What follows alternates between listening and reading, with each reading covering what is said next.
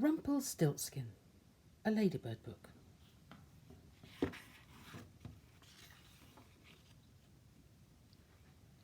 Once upon a time there was a poor miller who had one beautiful daughter. One day the king sent for the miller. When the miller stood before the king, he was rather frightened. Instead of remaining quiet, the foolish man said the first silly thing that popped into his head. "I have a daughter who can spin straw into gold," he said. "Your daughter is indeed clever if she can do as you say," answered the king. "Bring her to me tomorrow and we shall see." The next day the miller took his daughter to the king's castle. The king led the girl into a room that was almost filled with straw. The only other things in the room were a stool, a spindle, and some reels. "Now set to work," said the king, "and if by tomorrow morning you have not spun this straw into gold, you must die." At these words the king left the room and locked the door behind him. The miller's daughter sat down on the stool and gazed at all the straw. She did not know what to do. She had no idea how to spin straw into gold.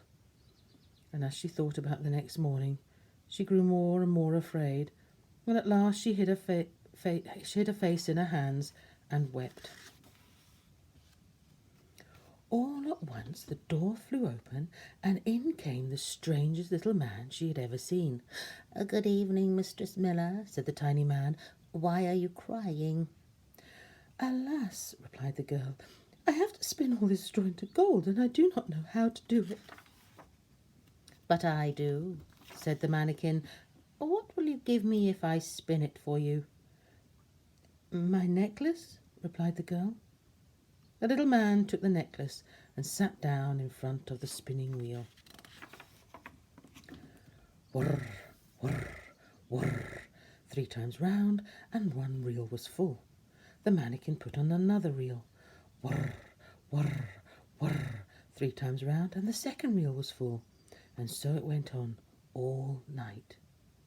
By morning all the straw was spun, and all the reels were full of gold, and whereupon the little man disappeared. At sunrise the king arrived, and he was astonished and more than delighted to see so much gold. Yet he was not satisfied. The sight of the gold only made him more greedy. He took the miller's daughter to a second room, much larger than the first one, and it too was full of straw. Again the king told the girl that if all the straw was not spun into gold before the next morning, she must die. Once more, when she was left alone, the girl began to cry. In a moment the door flew open, and the mannikin stood before her. "What will you give me if I spin the straw into gold?" asked the tiny man. "The ring on my finger," replied the miller's daughter.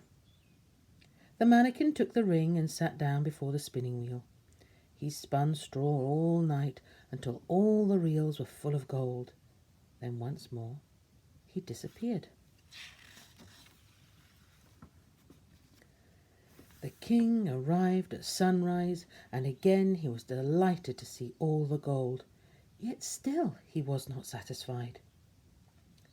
He led the poor girl to a third room, even larger than the other two, and it too was full of straw.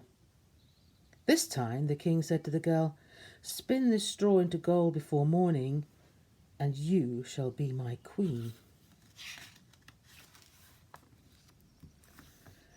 When the girl sat alone weeping, the queer little man appeared for the third time. "What will you give me if I spin the straw for you this time?" he asked. "Alas, I have nothing more that I can give," sobbed the poor girl. "Then promise me that if you become queen, you will give me your first child," said the mannikin. "I may never become queen nor yet have a child," thought the girl. So she promised. And at that the mannikin once more spun all the straw into gold. When the king arrived early the next morning, he was overjoyed at the sight of all the gold. He reminded himself that not only was the miller's daughter beautiful, but also that she had brought him great riches. So he kept his promise, and he married the miller's daughter, and she became his queen. The queen was very happy living in the royal castle. She forgot all about the mannikin who had spun the straw into gold, and a year after they were married, the king and queen had a lovely baby. They were both filled with joy.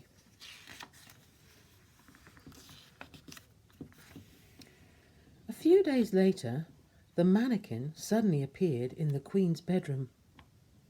"Now give me what you promised," he said to the queen as he pointed to the sleeping baby.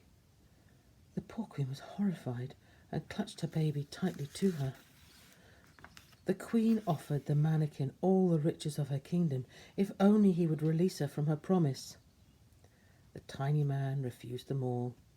"A human child would be dearer to me than all the riches of your kingdom," he said to the queen. At his words, the poor queen wept so bitterly that the tiny man took pity on her. "I will give you 3 days," he said, "and if in that time you can guess my name, you shall keep your child." That night the queen lay awake, trying to remember every name she had ever heard. In the morning the queen sent for a messenger. She told him to ride all over the country, collecting all the boys' names he could find. When the little man came the next day, the queen repeated her long list of names, but after each name the mannikin said, "No, that is not my name."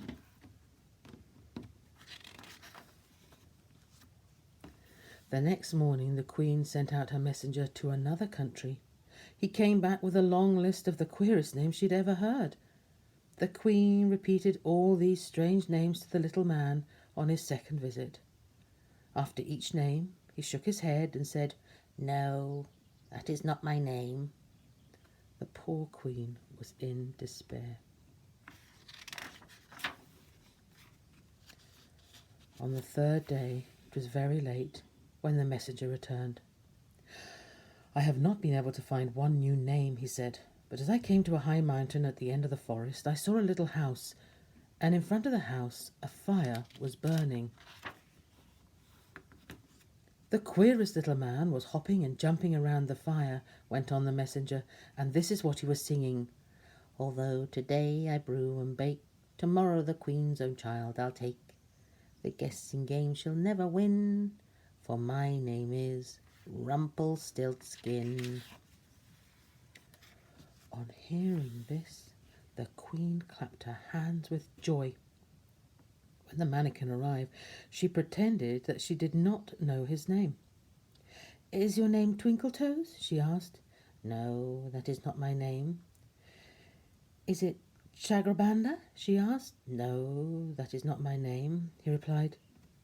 "Does it happen to be Rumpelstiltskin?" The mannikin was furious. "A witch has told you! A witch has told you!" he shrieked as he stamped his foot in anger. He stamped so hard that his right leg went through the floor, and at that his anger increased. He seized his legs with both hands and began to pull with all his might. He pulled so hard that at last his leg came out of the hole. Then Rumpelstiltskin stumped furiously out of the room and was never heard of again.